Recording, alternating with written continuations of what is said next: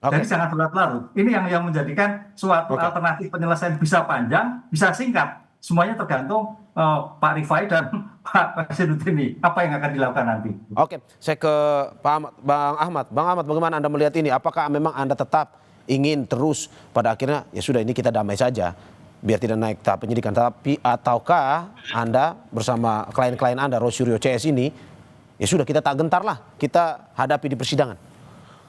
Ya, kalau soal kami itu kan di Bariskin kami sudah pada posisi tidak berdaya karena pertama laporannya cuma dianggap dumas, Hmm. kedua sudah dihentikan. Hmm. Nah, harapan paling tinggal satu, gelar perkara Biro Wasidik itu. Tapi ketika penyelidikan di Polda ini dinaikkan jadi penyidikan, kami kemudian punya kesimpulan, apa yang akan dilakukan Biro Wasidik akhirnya akan melegitimasi apa yang sudah diumumkan oleh Baris Krim Mabes Polri tentang Ya. penghentian penyelidikan dugaan pidana dokumen palsu Hmm. Jokowi. Nah, yang kedua, saya juga agak khawatir karena apa? Karena laporan ini kan tidak hanya subjektif oleh Joko Widodo, ada laporan-laporan lain yang kemudian Oke, ikut wong legan golek momongan berarti ini ikut oke. Hmm. hiruk pikuk dalam kasus ini. Saya khawatirnya nanti Jokowi ya mencabut dengan narasi kami sebagai orang yang punya sikap negarawan, tidak perlu kegaduhan, mencabut. Nah, setelah itu selebihnya ya silahkan para pihak. Akhirnya yang maju adalah buzzer-buzzer yang bikin laporan. Oke, Akhirnya apa? kalau misalkan Kegaduhan ini pihak, tidak akan selesai oke Bang. meskipun saudara Jokowi sudah mencabut laporannya dengan dalih Hmm. bahwa yang dilaporkan oleh buzzer-buzzer yang lain itu adalah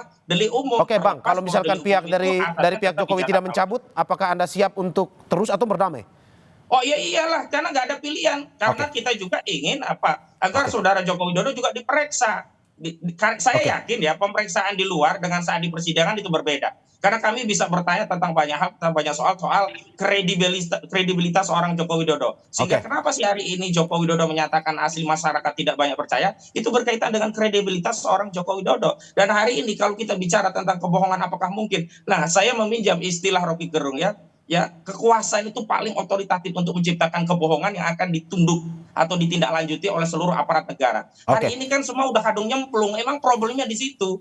Semua sudah kadung nyemplung, MPR kadung oke, nyemplung, DPR kadung nyemplung, partai sudah kadung nyemplung 10 tahun diam saja. Nah, tiba-tiba ada bukti yang bisa mengembalikan oke Bang. persoalan ini pada Saya persoalan tangkap. lampau Oke, Gus Nur, itu yang menjadi oke, soal saya saya tangkap. kira.